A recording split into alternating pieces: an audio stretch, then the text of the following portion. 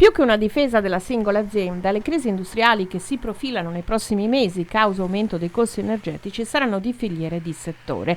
L'approccio dovrà essere dunque non più regionale ma nazionale, con interventi direttamente del governo a tutela del Made in Italy che fa tanto gola alle multinazionali straniere pronte a fare la spesa delle nostre eccellenze.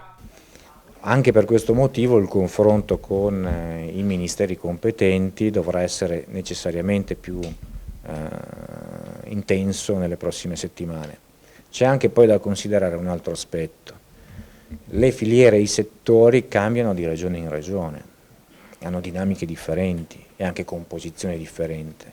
Quando parliamo ad esempio dell'automotive, l'automotive del nord-est è una cosa diversa rispetto all'automotive del Veneto. La necessità quindi di un confronto con le varie realtà regionali e con il mondo delle parti sociali, anche in ambito nazionale, è indispensabile proprio per riuscire a tarare gli strumenti più utili non solo per il singolo settore, ma per il settore in relazione al territorio in cui è inserito. È la sintesi emersa dall'unità di crisi di Veneto Lavoro che ha presentato il rapporto di 10 anni di gestione di crisi aziendali. 277 tra ferro, lime legati e standard quelle affrontate, solo il 25% finito con la cessazione dell'attività, ma anche in questi casi con la ricollocazione dei lavoratori.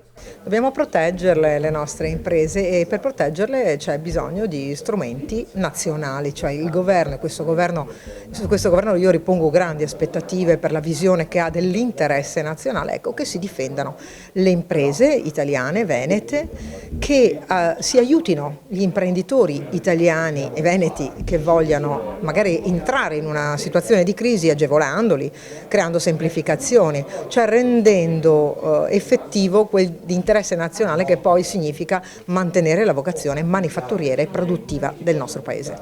Servono dei provvedimenti protezionistici secondo lei?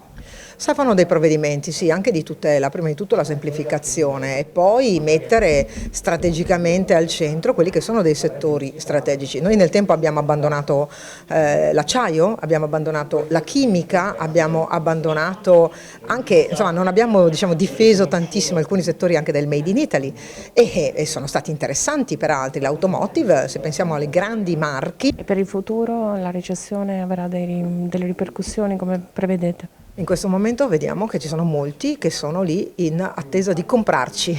Noi siamo molto belli, molto bravi, molto capaci. Io non vorrei che tutto fosse in vendita.